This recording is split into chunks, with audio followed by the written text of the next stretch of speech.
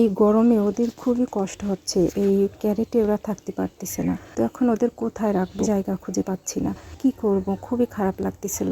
পরে ভাবলাম যে আমার বাবার পেঁয়াজ রাখার যে জায়গা, ওইখানে কিছুটা ফাঁকা হয়েছে, পেঁয়াজ বিক্রি করছে, তো ওইখানে কিছুটা ফাঁকা হয়েছে, বাকিগুলো তো পেঁয়াজ আছে। তো ওইখানে আমি কি করলাম, যে আমার মা বস্তা দিয়ে দিয়ে চটি বানাইছে, সেই ছিঁড়া চটি চটি ওগুলা গুছালাম, গুছায় তারপর ওখানে বিছায়ে ওদের একটু ছেড়ে দিলাম। ওদের যে কুড়া ছিল, ওদের যে নিচে ক্যারেটের মধ্যে কুড়া দেই, ওগুলা ওখানে দিয়ে দিলাম, যে এখানে দেখি ওরা থাকুক। তো ওরা তো ওখানে গিয়ে বিজয় খুশি, অনেক খুশি, লাফালাফি করতেছিল অনেক সময় ধরে, সেই লাফালাফি।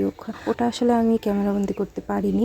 আর একটা জিনিস দেখলাম, দোকানের থেকে যে মুরগিগুলা বাচ্চাগুলা কিনে নিয়ে আসছিলাম, ওগুলা দেখলাম বড় হয়ে গিয়েছে, কিন্তু বাড়ির পরে যারা আসছিল, যে ভ্যানে করে নিয়ে আসছিল, তাদের থেকে 10টা কেনা হয়েছে, কিন্তু এই যে 10টা, এই 10টা বড় হয়নি কেন, এর মানে পার্থক্য কি আমি ঠিক জানি না। তো শুনেছি ওগুলা হচ্ছে বাছাইকৃত রিজেক্ট যেগুলা, সেগুলো হচ্ছে ফেরি করে বিক্রি করে, আর বেছে যেগুলো ভালো ওইগুলা নিয়ে যায় দোকানে যারা বিক্রি করে ওনরা। তো দোকানের গুলো আবার দাম একটু বেশি, আর ফেরিওয়ালারা একটু কমে বিক্রি করে।